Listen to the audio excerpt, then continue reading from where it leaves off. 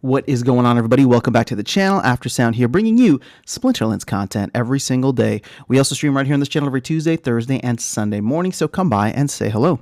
All right, this video is probably inspired by somebody that you guys have seen in the chat, Alex Toro. We were talking about the kind of economics of running a bot at the lower levels, but the point is not necessarily for bots. I'm actually looking at this from the standpoint of new players coming in, what their cost to enter into the game would be, and then what their potential return would be, right? And again, this is for the ROI boys out there who are just jumping into games because they can pay them well or have a good solid return, which are not necessarily the kind that we want. Obviously, we've been moving towards players who want to be here for the long term. But my argument is, because I was an ROI boy, still an ROI boy, however you want to look at it, because I came in for the investment side of things and stuck around, I think if this cycle were to repeat itself, where the rewards shoot up in value over time, you will get a lot of people come in and then they'll get washed out as we retrace or go through another bear market or whatever the case is. But you will leave a lot more people who believe in the long term of what Splinterlands is doing, then become larger investors. So looking at where things are at right now, and this is kind of in a weird sweet spot, as we are the prices are still relatively low for Chaos Legion, and we are coming up to the end of the set, so that could make things interesting over the next couple of months. But the way that we were looking at this, and what Alex had said in his videos, that he doesn't, or not in his video, but in the live stream, was that he's just doing 1 BCX cards for his bot, right?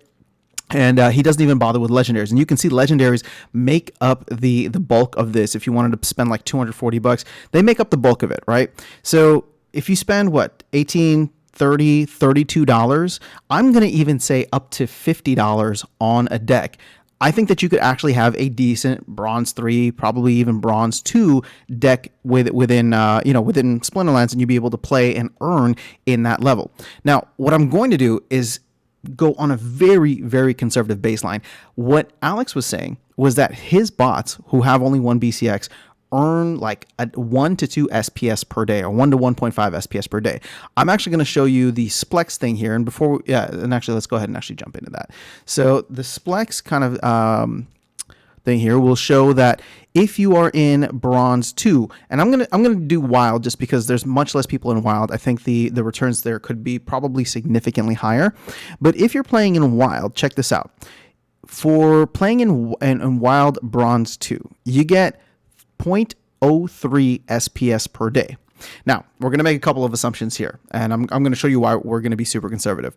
So let's say you play 30 battles a day, which is the recommended amount, or, with the way that ECR is designed, you play your 30 battles a day and you move on from there. Let's say you have a 50% win rate, right? It's just win one, lose one, win one, lose one. That's kind of where, once you find wherever the relative strength of your deck is over time, that's kind of where you land, right? So 50%, that means 50% with 30 battles means, let's do the math here. So 0.03 SPS times 30 battles, right? But you only win half of them, so we'll divide that by 2, means that you get 0.45 SPS per day. Again, so this is like half to 1/3 of what Alex was saying in the live stream. So 0.45 SPS per day. And I know Bitcoin's taking a nosedive today, so SPS is below 3 cents, but just for the purposes of this video, we're going to value SPS at 3 cents. So now you are making 1.35 cents per day just from your battles. This does not include any kind of rewards, any kind of soulbound cards, which again don't have value right now, any kind of packs, which you're probably not going to win in Bronze, and then of course any SPS that comes from chests, which are probably going to be small and insignificant as well. Although I would say that on the entire season, they can start to become more and more significant, and I believe there's still a 33% drop rate that they will come in, and you can rack up a decent amount of chests just from over the season, even if you're just kind of in the middle of the pack. It doesn't really matter. So again, I'm not going to count any of that. I'm just going to count the battles that you're playing. So now we're taking a look at this, and you go, okay, 1.35 cents per day. Let's say you spend $50, right? I mean, we saw that you could do it with less, but maybe you go and buy some of the reward cards at level 1, or maybe you go and buy something else, right? Whatever the case is, or you do like a mix and match. Maybe you like level up one splinter or another splinter just to have a little bit of an edge. I'm just using $50 as the reference point. So you divide this by 50 times 365 means that you are getting roughly a 10% return on your investment when playing this game. Now, is that great? I mean, it's better than, the average return of like the S&P 500, but that's passive, right? This you'd have to be playing, or this might actually show the economics of why people bought so much. But whatever the case is, you'd be getting a 10% return on that $50 that you put in. So 10%, it's all right, but where this gets interesting, and where this gets not exponential, it's still obviously linear, but if SPS starts to perform, if the flywheel starts to happen, right, and we see SPS just do a simple 10x, right? Which 10x is a lot, but the point that I'm trying to make is if SPS were to go from like 3 cents to 30 cents, right, which is still 70% below its all-time high of about $1. So even if it were to go from 3 cents to 30 cents, you would immediately see the ROI on this be 100%, right? Or close to 100%. And if it were to go even higher than that, well, obviously the returns start to look even more amazing. So if you're trying to min-max this now, like I just gave you a super conservative look at this, and we saw that on the most basic level, you can make a 10% return from playing an account in bronze. You could probably earn more than that, again, because I'm not counting any of the other rewards. I'm not counting any of the tournaments that you might be able to get into or play. It's just, this is the lowest baseline of anything. And at the lowest levels, you're seeing a 10% ROI, and at a 10x, right? If SPS were to go to 30 cents, you'd see significantly more than that. So why is this important? It's because at the end of the day, I think rising asset prices, rising asset values, as the team always says, but I mean, for me, that is going to be the biggest marketing that this game can do, right? I know we want to do ads and all that, and I think it's great. And, having decks available, that's cool. But at the end of the day, what gets people excited about crypto projects is seeing number go up, right? Whether that's the token itself, whether that's the card values or the asset values. But with this case, right, the reward token is SPS, which is the governance token. And so seeing that go up will actually, in my opinion, will actually draw in a lot of players, especially if that number starts to get ridiculous, right? And the number that I'm talking about is the ROI. Let's say SPS shoots up to 30 cents. Well, now all the people who got in, right, for $50, they're making 100% return. Will the prices of cards probably go up? Will your buy-in probably go up? Yeah, because the entire ecosystem is going to start to raise slowly and steadily. But usually it'll take, right, there's always going to be a delay there. Usually it'll take the rewards, for example, or something like SPS to jump up or pump up, and then the rest of the market follows in because they're like, wait a second, the economics of here makes sense. Now all of a sudden I can make 150% with my return, right? Or 200% with my return. Let me go and buy up cards and start up these things. And slowly these levels will start to rise.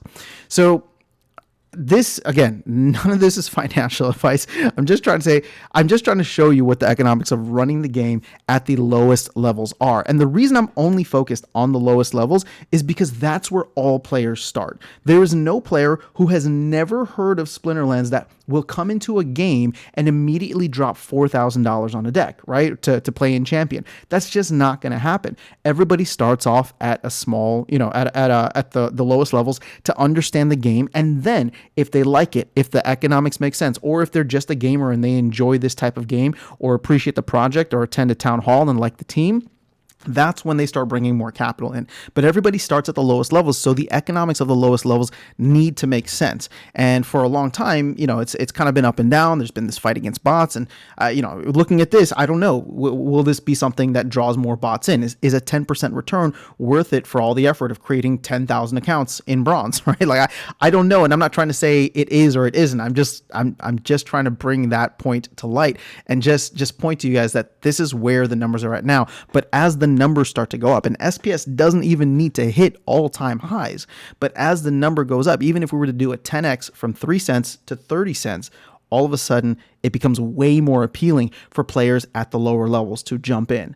Anytime you're going to have triple digit returns, right, that is going to draw people in, whether through word of mouth, whether it's through YouTubers like posting videos like this, right, whatever the case is, it's going to draw people in. And I'm doing my best not to be one of those hype FOMO YouTubers, so whenever I am, please call me out. That's not the point of this video. The point of this video is just to share where the numbers are at and where they could potentially go in the future, and why getting the flywheel is super important to not just the entire ecosystem, but I think, in my opinion, bringing in a crap ton of new players that will start in bronze and then only invest further and work their way up over time as they learn to love the game and all the other aspects of the higher levels of play.